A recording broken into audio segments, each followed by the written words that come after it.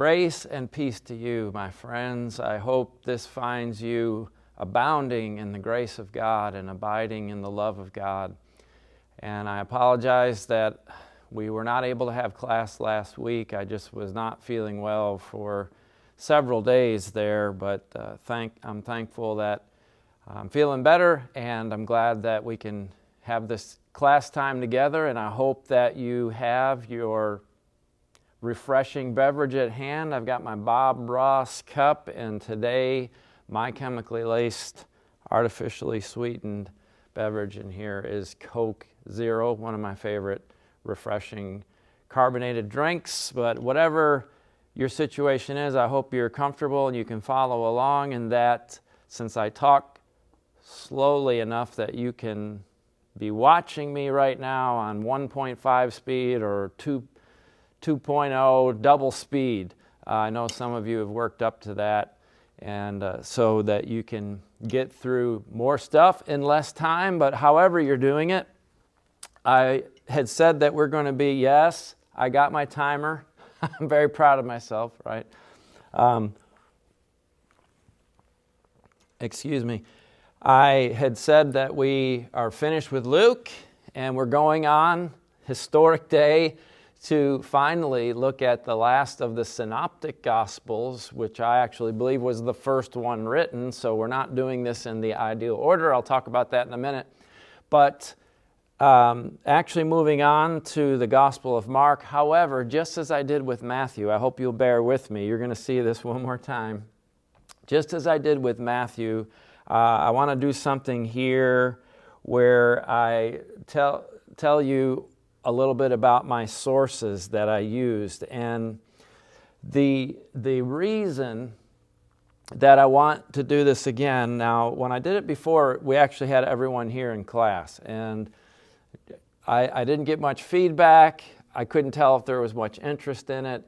It seemed like maybe you were not very interested in it. However, since that time, I had someone messaged me through Facebook Messenger and said, who's been watching, shout out to a godly and faithful man of God whom I love dearly, whom I helped to convert to Christ, Guy LeClaire, who's way up in the Northwest in an undisclosed location for reasons I can't mention. I'm not going to say exactly where. However, Guy private messaged me, hey brother, God's grace and peace to you and Sean. He messaged me, the point is, and he said, I'm really enjoying the classes, and thank you for the class with the sources on Matthew. So it occurred to me then that there may be some out there outside of the class who really would benefit from looking at these sources again for Luke. So I'm going to do that for each of these. I wish I had done that back when we were doing Ruth and when we went through the Pentateuch. Of course, I don't have those recorded, but I could have told you a little bit more in my classes about my sources. Now, what I primarily use when I study and prepare for this, I have sort of a core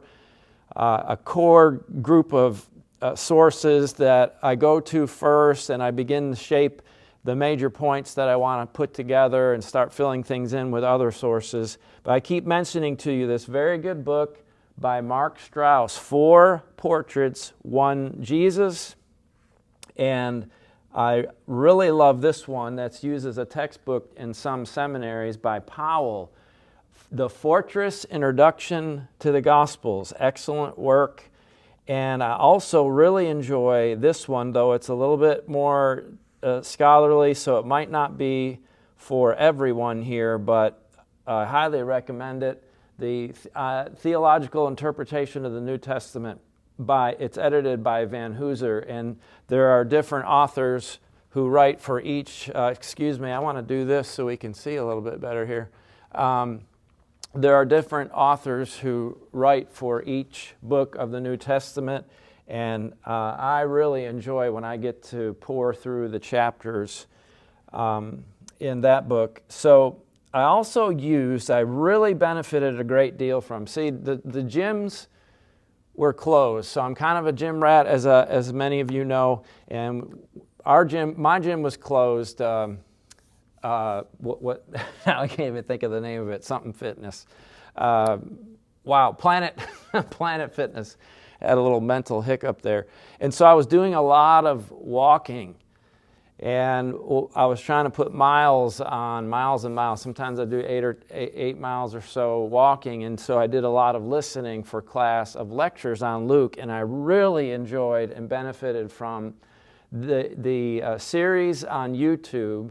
You can find these, the Gospel of Luke, Harold Attridge and David Bartlett from Yale Divinity School. Now they sort of have an exchange where they'll ask each other questions and ask for elaboration and comments, and it's a really good conversation. It's a conversational style of teaching where they discuss various aspects of Luke's gospel. And see, now I'm listening to the ones that they have on Mark, and I really enjoy and learned a lot from those. There's another source that I also listened to quite a bit while I was out walking, while I'm driving in the car, while I'm doing a lot of different things. I went over these lessons. I listened to these over and over and over. I already mentioned to you that I use these for Matthew, so I want to mention them again.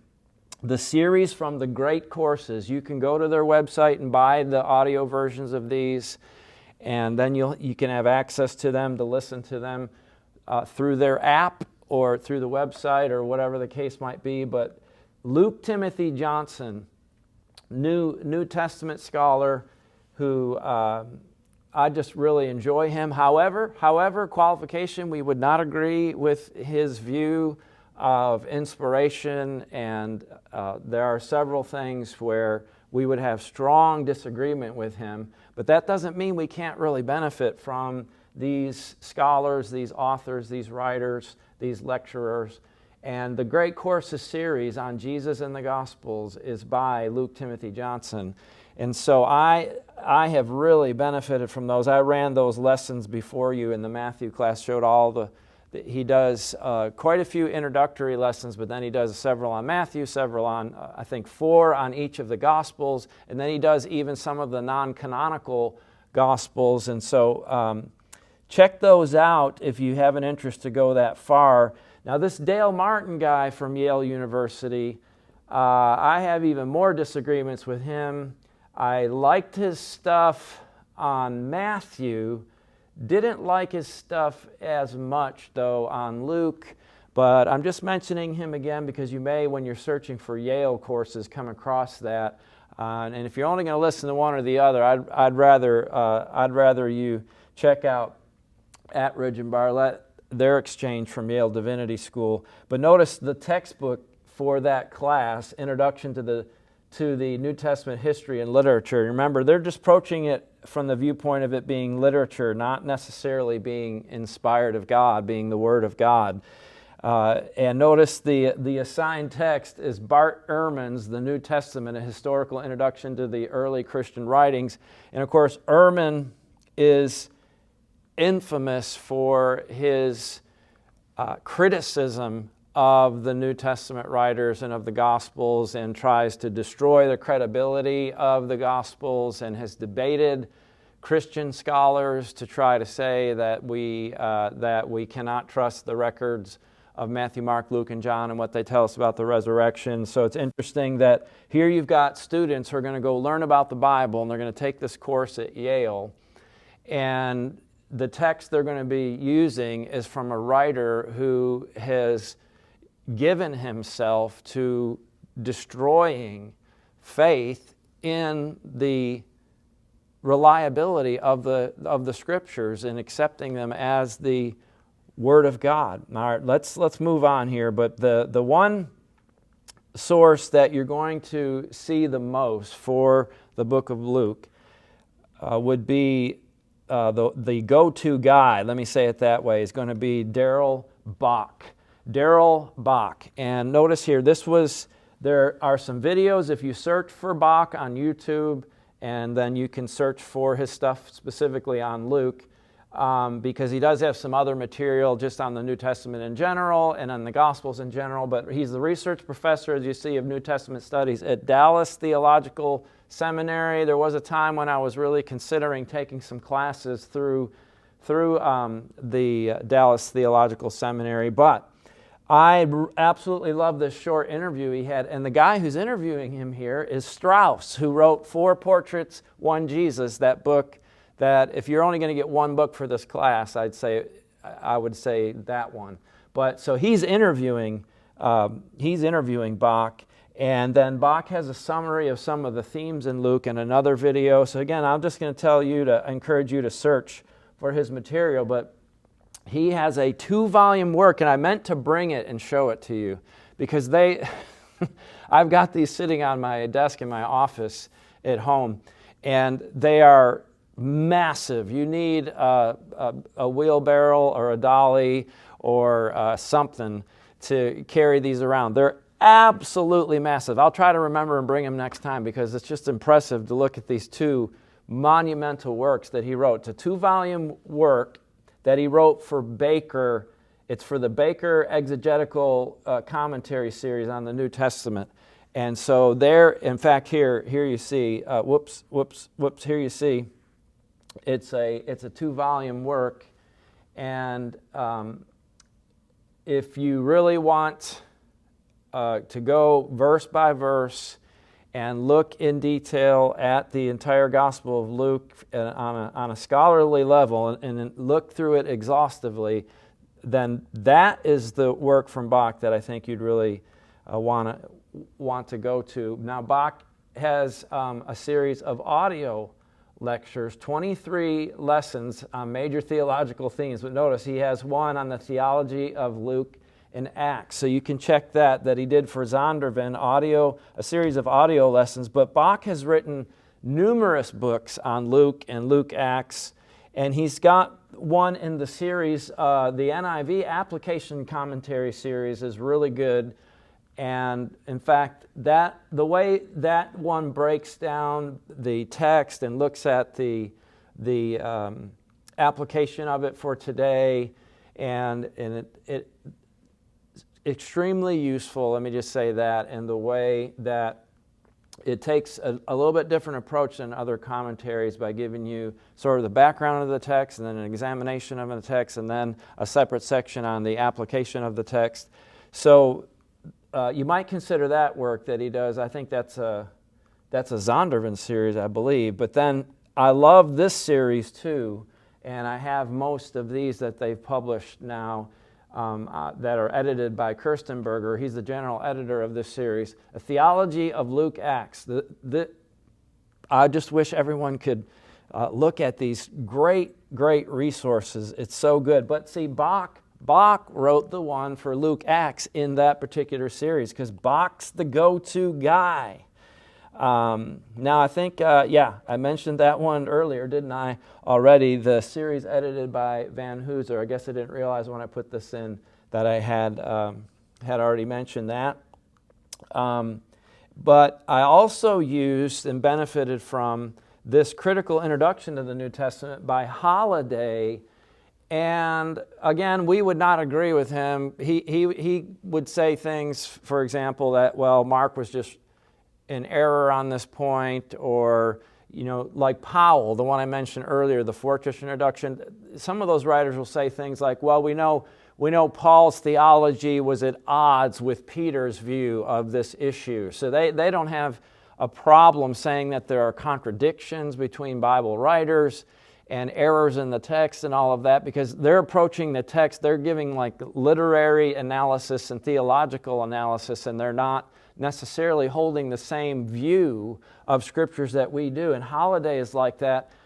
So sometimes I find some of the things he says irritating, but still, there's so much that I've learned from this work, and we used it in one of my undergraduate classes on systematic theology.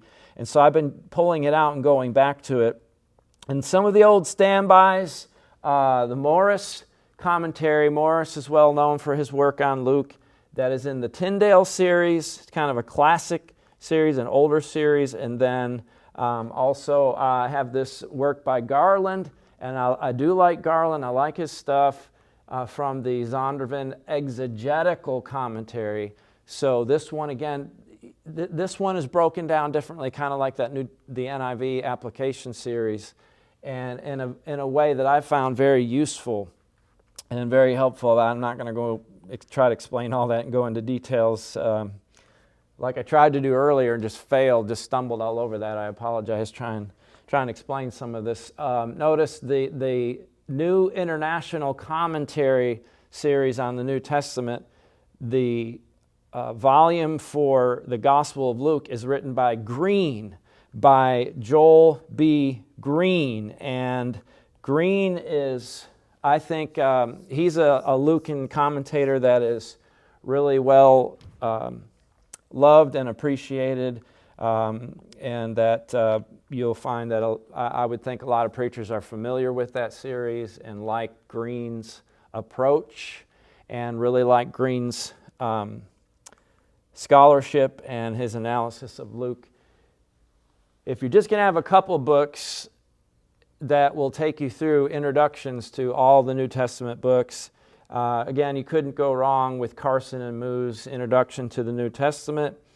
I didn't find it as helpful on Luke as I did on Matthew, I will say that. And the same is true with the Kirstenberger work et al., The Cradle, the Cross, and the Crown, but still highly recommended, although I didn't use it as much this time for Luke. And just a couple of basic sources. If you're only going to have one or two things to help you as you approach a New Testament book and as you approach the Gospels, and you want to just get, you don't want to sit here and watch 148 YouTube videos of Tyler Young taking you through all of this stuff. But if you just wanted to have a couple of works, once more, let me recommend Encountering the New Testament, a historical and theological survey. That one's by Elwell and Yarborough. And also remember the ESV Study Bible Notes. It has introductions, lengthy, actually much shorter introductions than you would find in a book of that nature. But what I mean is it's not just a little paragraph before you start reading Luke. Like a lot of study Bibles might have just a little paragraph or two and then you go right into the text. The ESV Study Bible Notes will have a lengthy introduction broken down under sort of like what I'm doing, historical context, literary features, theology, key points, key passages, things like that. Very similar to what we're doing. I always check it. I always go through it when I'm preparing to teach a class. I highly recommend it, the ESV Study Bible. All right, thank you for bearing with me going through all of that, but I know there are some out there who are going to benefit from that, I hope. So thank you for letting me do that. Thank you for bearing with me. So now at last, here we go. I've got to change files, and I'll try to upload that, but it has so many images in it, it may be too large. I'll try to see what I can do to make that work. So right now, I'm going to exit without saving that. I'm trying to remember I don't hit the wrong thing. I've done that before where I meant to save it and I didn't. All right, so now we go into number 31. And I'll try to get this uploaded and hopefully be there right now if you want to look at it. Hopefully I can get it up there so you can see it for class. I know I'll say that, and sometimes I go home and when I edit the video and upload it, I forget to upload this for those who want to watch it in case you're watching it right away on Wednesday night for our Bible class. So here we go.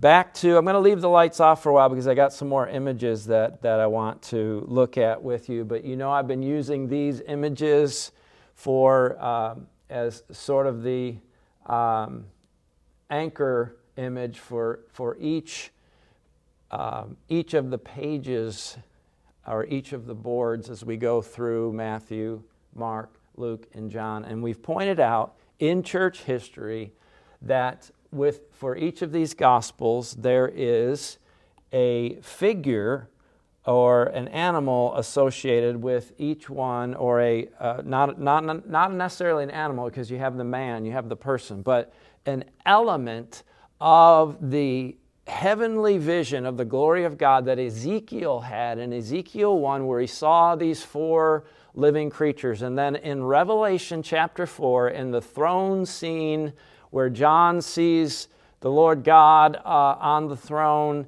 and he sees the elders surrounding the throne, and then around the throne were 4 living creatures that had the face that were full of eyes within and without. So it's a very bizarre thing to try to picture, to try to imagine. But that hasn't stopped artists from trying to depict what John saw.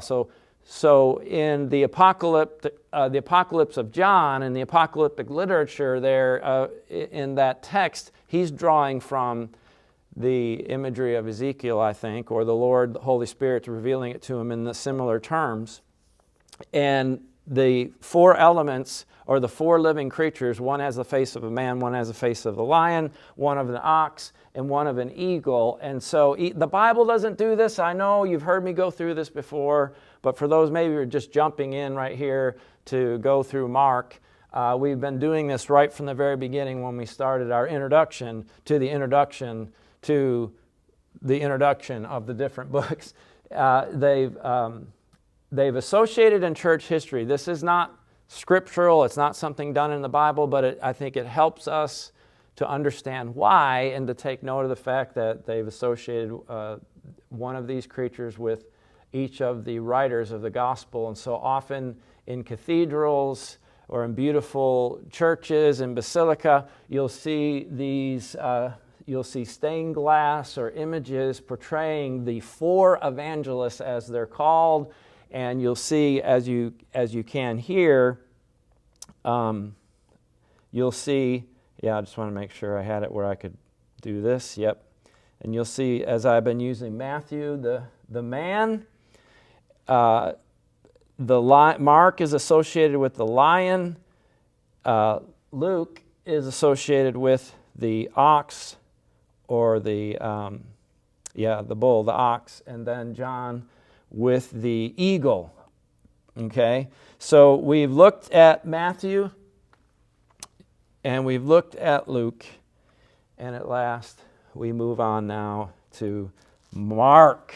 So we don't have, but maybe let's try to spend another 20-25 minutes, or at least get rolling here on Mark. Now, as I did with Matthew and as I did with Luke, I want to look at some images here. These images from churches and cathedrals around the world, and from church history and some of this tremendous artwork. I find it so inspiring. I know we would not agree with some of the assumptions behind these depictions. We wouldn't agree with the usages that some make of these images and icons in different churches. We don't have images on display generally in the churches of Christ. We don't have images or statuary or iconography or things, religious imagery like you see in cathedrals and in denominational churches and such. But I think we miss out on the beauty of some of these things and what they can make an impact on our minds. They can be helpful. They can be misleading, actually, in the way they depict certain things. But they also, it's complex because they also have elements that can make an impact that is positive and helpful and thought-provoking and challenging, all that. So we just don't look at enough religious art, I think, in the churches of Christ. So once again, I just wanted to show you how you're going to see with Mark, as we now look at Mark, he's going to be associated with the lion. Now, I said I would tend to think that the lion would go better with Matthew, as Jesus is the Lion of David, the Son of David, and that the man then would fit better with Mark. And what we're going to say about Mark is the themes and the major emphases in Mark. It seems to me the man would go better there. And the idea of the bull with Luke,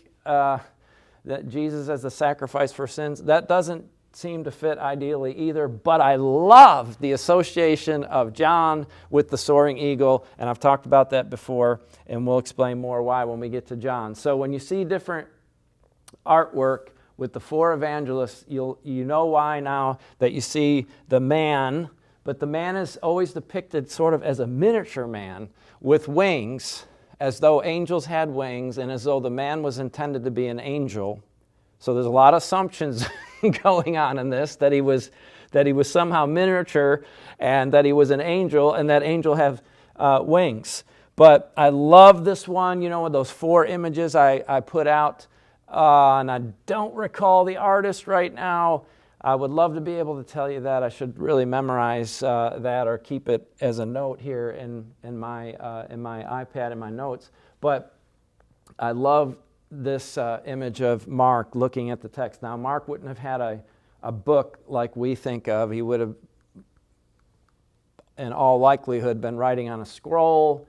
And that's why I say there are things that can be misleading about it historically, and yet at the same time to think of how these 4 evangelists had made an impact in history, and that God, I believe God has gifted people with these incredible talents who have given themselves to their craft and have developed those talents and used them painstakingly and spent hours and hours and weeks and months and years of tedious labor to produce these powerful works of art that I think are absolutely stunning and worth considering. You see a lot of the 4 evangelists depicted in stained glass, and this is how one depicts Mark. But if you do a search for Mark, you're going to find inevitably the Latin term for Mark is Marcus. So here's the lion once again, and the term Marcus with the lion. Here once more. Now, there are watermarks on some of these. I did purchase several of these images. I purchased, but some of these we're just showing them, and so we're limited in how we can use them because I didn't purchase them, and they still have the watermarks on them. But look at this. Here, I meant to slide this off so you could look at this first. Look at the you can't see the brilliant red that the artist used and depicted. Now that might be adjusted for color to make it more vivid in Photoshop. I increased the contrast and the brightness, but it doesn't look ideal here in this setting. So, but notice now the one on the left doesn't have the lion, but notice over here, and again, all Christians are saints, so we don't use saint as a title for anyone like you see, for example, in Roman Catholicism and their designation of certain historical figures as saints. But you'll commonly hear these referred to as, St. Matthew, St. Mark, St. Luke, and St. John. But notice, and we would not advocate, of course, asking other dead human beings to pray for us as though they could as though they had some power to make intercession for us. But what I wanted you to notice here is once again the association of the lion, and the lion is particularly creepy in this one. See how he's there in the background over his shoulder. Maybe if I turn off that last light, it'll show up a little bit better. But I know you're wanting to move on and get into Mark, but just bear with me a little bit. Just got a few more. And because I think it's because Ezekiel depicts the living creatures as having these animals as having both the face of a lion and the face of a man. They're also somehow it's the face of a man, and he doesn't explain how that is. So the lion often looks creepy because I finally figured it out. I thought, why did the people look so accurate and so true to life, and then the lions look goofy and almost cartoonish? And then I went back and read again what's in Ezekiel, and I think it's because they're trying to depict a lion with somehow a human face. So that's why it comes out sometimes very strange, I believe, like this lion here. And again, I didn't purchase this image. It would be very expensive to get it just to show it here for a few seconds in class. There's nothing unethical. It's my understanding that it's okay just to show the image like this. It has the watermark. But I love how Mark is depicted here. But look at the lion in this one. He's over there, just behind him, kind of creepy. That's what I'm saying. Beautiful picture here, and you just see the lion sort of in the background. In fact, this is my favorite. This is my favorite depiction of Mark, and again, he's writing more like we would think of centuries later with someone writing on a codex. Well, actually, yeah, several centuries later, that would become, the codex would become more common. The statuary, some of the statuary, there you got a couple creepy heads for some reason on either side of Mark. But what I wanted you to notice there at the bottom was the lion, see? So if you're ever looking at a statue at a church on the outside or inside of a church somewhere and you see that lion, then you know, okay. And here is a kind of creepy depiction of him, and the lion. The lion's a little bit hard to see in that one, but can you see it? Whoops, let me change that to red. You can see it right there, the lion. And then found this beautiful, just stunning work of art right there that, and the lion's very obvious, and I just love the pose. I love the way now that lion looks exactly like a lion, but often in the images that, as you'll see, they're kind of creepy. This is on this is a relief on the facade of a house in Milano, Italy, that I came across. And you know that's marked because the lion is there. And this piece is absolutely incredible. I know you can't see it, but look it up so that you can see the detail. This is it's a cupolo that's in the church of the Chiesa di Santa Teresa. This is by Domenico Redi. It's from the 17th century, and this is in a church in Parma, Italy. I wish I could go see some of the great cathedrals of Europe and Great Britain and enjoy some of this incredible work in person. But look how dramatic this is. Look at John at the top, and see the lion. The lion is in his lap, and there's the gospel. There's what he wrote right there under the paws of the lion. The detail in this is just incredible. And I'm not sure where this guy is right here. See the leg here? There's a leg and a foot. There's the foot right here and the leg of someone who disappears into... These are all holding up they're holding the evangelist up. It's just, there's so much we could look at in the details of this and the theology, really the theology of it. You see how they're trying to exalt and emphasize the inspiration that these were men guided by God and upheld by angels and heavenly figures and things like that. Now, a few more, and we're done. Yes, we'll start to think about the actual Gospel of Mark here in a minute, but now I found this. This is in Venice. There is a basilica called this is the St. Mark's Basilica. And it it is absolutely amazing. And in fact, I noticed in this picture it's really enjoyed apparently by the birds who are there for all the tourists who are dropping their crumbs, I guess. But look at, you just cannot believe this this place. Is just, and here's an enhanced image of the front. And wow, it doesn't look as good. It just does not look very good there as the image does. And I purchased this image, but it doesn't look like I got a very high resolution image. But what I wanted you to notice is at the top there, at the peak of the gable, is Mark, and the lion is below him. See the lion? Wow. And when you go inside, can you imagine the centuries that now this cathedral was completed, I believe, and it was either started or completed in 1072. So this is over 1,000 years old when it first began construction, apparently.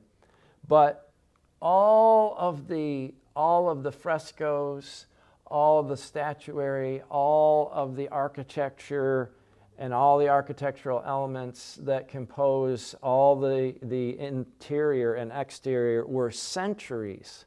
These cathedrals were centuries in the making, go across generations. It's just incredible to look at what's inside. And when you go inside, actually this now is, what I'm about to show you is in a different, make sure I don't get, I've got so many, I've looked at so many and I don't want to confuse them, but this is, and I don't have the, well, yes I do. Yes I do. This is in the Chiesa di Santa Maria. The frescoes I'm about to show you. No. Actually, this is the church dedicated to the Apostle Andrew. It's the Del Valley. I've got it written down somewhere. And I wish I had, I'll come back and get that for you next. Not that I know you're waiting, like you're not going to be able to sleep till you find out. But this particular cathedral, and I thought I had a picture of the exterior. I do, and I neglected to put it in, so my apologies. But if I do this, thank you, let me do this. I've got that image, I know, here. This is the exterior. Let me drop that in over the top. This is the church that I'm talking about. Now, this one is in Rome, and it's the Church of St. Andrew. This is just to say it in its English title. I could not remember the Italian title. But this is the exterior. Look at the dome. Now, I'm about to show you this dome. When you walk into this church, this cathedral, and then you go through the, I'm not sure the correct terminology here, but when you walk through the narrow part of the church and then you look up into the dome, this is what you see. This is what you see. You look up, and then the reason I want you to see that dome is surrounding the dome in the corners. What do you have? You have, did I lose my stylus when I went over to turn the light off? You have Matthew, here it is. You've got the 4 evangelists, and then the other 2 would be right here. And I've got a better image that will show you. This is look at this when you look up into this dome. Unbelievable. And that's a great photo too. Some great photography. So many levels of amazing art here going on. 1, 2, 3, 4. The 4 evangelists. And here's a little flat, more of a flat image that shows you. But notice how prominently then in church history that the 4 evangelists are displayed. And notice the impact that they made in the artwork of the church. And I do know with that one, this particular one is by Joseph Kastner from the early 20th century. That's in Vienna, Austria. And these, I wanted you to look at these, and then we're just have these and one other image, these frescoes, and then one last one. This is from the Chiesa di Santa Maria in Aquiro. This is by Caesarea Mariani from the 19th century. But look at these frescoes, and there's a lot of interesting detail to them. But of course, there's Matthew with the one that's supposed to be the man who represents the Messiah there. And then now you've got, I'm jumping over to Luke, and Luke with the ox. Very interesting how wonderfully they're portrayed. And then usually I see John looking up. A lot of times you'll see John is looking up, and you'll notice something else too in all of these, the difference between the synoptic writers, Matthew, Mark, and Luke, and John. You notice anything that's different, that's distinctive? When you get to John, not only is he depicted as younger, and we'll talk about this when we get to John, but he's not bearded. See? You always have Matthew bearded and Luke bearded, and then Mark is bearded here as well. See, there's the weird kind of lion face again. Like how you make a face that looks perfectly, exactly. I mean, just the likeness to a man is so on scale and correctly portrayed and all that, and then you get to the lion and he looks different. He looks almost like a cartoonish depiction, but again, I explain why I believe that is. So notice there's Mark with his stylus and with his gospel open. This one is interesting to me because this is from Slovakia, and it's a fresco from the ceiling of the chapel in St. Anton Palace. It was done by Anton Schmidt in the mid-18th century, but in this one he just seems like he's just chillaxing, like, hey, what up? Kind of unusual, and that is the most freakish lion of all the lions in these different images and the statuary and paintings that we've looked at. And I tried to decipher this Latin, and I couldn't, but interesting how he's depicted there. Well, we're using the stained glass images. I've referenced these before, and all I'm pointing out here is Matthew, Mark, and Luke are distinguished from John, are referred to as the synoptics, and we've explained why. And so now we're looking at Mark, but I'm using for our sort of anchor image as our template, I guess we could say, the images from the cathedral in Cologne, Germany, that I've talked to you about before. So what is the purpose of this study? All right, finally, let's bring the lights back up and see how much time we've got to talk about what we're going to do here in this class.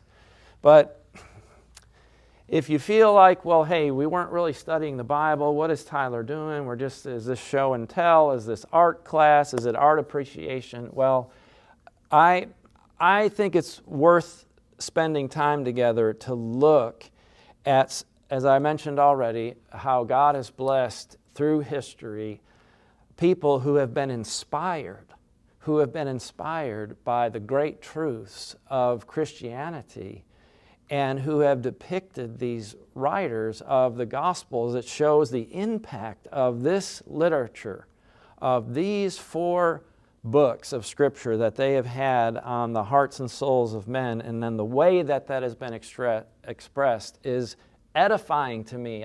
Maybe it's not to everyone in the way that it is to me, but I find it encouraging, edifying, inspiring on so many different levels. So that's why I take the time to go through that imagery. And we're blessed in this day, in the internet age, we wouldn't be able to travel the earth and see these things, very few of us. Maybe some of you have been to some of the great cathedrals in England or in Europe and seen some of these things. I've been to St. Patrick's Cathedral in New York, and an incredible cathedral in Lockport in the western New York area near Buffalo, near where I grew up, that absolutely stunning, like the cathedrals I've shown here, but not as ancient, of course. And we're blessed to live in an age where we can see all these things. They're right there at our fingertips with the access we have through the internet to the world and to history. It just staggers the mind to think of what we have at our disposal. In fact, the way that you're watching this right now, we should just thank God and praise God that we're blessed to live at this time and in this place, to have these kinds of resources to help shape our minds and deepen our faith and encourage us, and as tools to teach one another and to teach others and lead others to know God, to help us to know Him better. Sure, even in the age of photography, maybe you can find some books that have these images, but realistically, when will we ever go and dig out books that would have all of these different images? But by just doing a Google search on the internet and going to some photography sites and buying some of these images so we can put them all together that way and be inspired by them. All right, well, what are we doing? Let me go back to my timer. I know I'm going to be alarmed when I see we're at 45 minutes, so I can at least get into what the plan is here when we finally get to the actual material on Mark. I mentioned already the plan originally was to give an introduction to each of the Gospels and then study Mark. And so since I thought we would study Mark, I wanted to do Mark last. So I was holding off and I was going to do Mark last. However, after we did Matthew and Luke, I realized it makes much more sense to do the synoptics together and do John. John is so strikingly different that it's in its own universe in a way. And so I wanted to kind of keep it distinctive from the synoptics. So I decided to do the synoptics together, and so we need to do Mark now. And normally we would do Mark first. I know Matthew is the first book in our New Testaments, the way the canonical text has been put together and handed down to us historically. Matthew is first, and in antiquity, we can go back in the ancient tradition of the church and in the early collections of the writings of the Gospels and the New Testaments. Matthew, there are different orders, but eventually the order that was established and maintained had Matthew first, and Matthew was more dominant in the early church than Mark. But Mark, as I've explained already at length, I believe Mark wrote first, and that Matthew and Luke used Mark as a source. And so normally if I were going to do this in a better chronology, I would have done Mark first. But I was saving it for last, thinking that would make sense so it would be fresh in our minds and we could just start the verse by verse reading and studying of the actual text. Now I'm actually considering doing Luke Acts instead of going through Mark. So, but as I've been saying, the idea here is that we're going beyond just a simple reading through the text. Like this is a class where we're assuming you already have a basic familiarity with the book of Mark, with these gospel records. But we're going deeper, we're going to a higher level of study, I guess you could say, in this background information that we're putting before you and in looking at the themes and theology so that when you go to the text now, you can look for these things and the text will hopefully make more sense to us. A lot of these things will sort of come together and new dimensions of the Gospels and new impact and new insights will come to life. And that's what I'm hoping this material will do for you, and that it will help equip teachers who want to teach a class and maybe, well, I want to teach Matthew. Well, I'm not sure where to start. And I've tried to do all this work for you by reading all this material, listening to these lectures, and then meditating on it, and then sketching out notes, and then summarizing the notes, and then putting them together this way. I hope all of this becomes a useful tool for those who are right now watching while at maybe the same day that I'm doing this. It's Wednesday. I'm about to go back to the house and upload this for you to watch for our Wednesday night class. We're still on the corona quarantine. We're not all together in class. But for those of you looking from the future, that's the universal designation for the future. I hope that this is useful for you in your own study and in teaching the gospel as well. And so you know the plan will proceed by looking at the historical context, looking at the importance and the place of Mark in church history and currently, and then looking at the basic questions, the basic background questions that we need to look at when we approach a book. You know, who is the writer, and when was it written, to whom was it originally written, from where, the provenance, and why. Okay, what is the purpose of this? Why did God have this gospel recorded for us. And what is the message given to us? What is it telling us about Jesus Christ? What is it telling us about our Lord and about our God and what He has done for us? So that's what we'll do, and we'll begin to look particularly at the authorship of Mark. But let me finish with this then, since we're just setting up. This is our introduction to the Gospel of Mark. But again, I know I spent a lot of time going through those sources, going through that imagery. Let me challenge you to do something. I had a life-changing experience recently. Corey preached for me this past Sunday because we were honoring our graduates, and that's what he's been doing each year. And so I was blessed with a little extra time. And in fact, Kim was gone. Kim went to St. Louis to be with Jamie, who's pregnant with our 4th grandchild, and Jessica is pregnant with our 5th. So we've got 2 more buns in the oven. I'm excited about this. But Kim got to go to St. Louis and be with Jamie. So I was at home, and since I didn't have to preach, I spent the whole day Saturday and into the night. It took me hours, and I had to stop at one point. I had to stop a couple of times and then resume. But basically, in one sitting, for the first time in my life, I read through the whole Gospel of Mark all at once. Now, I'm a meticulous reader.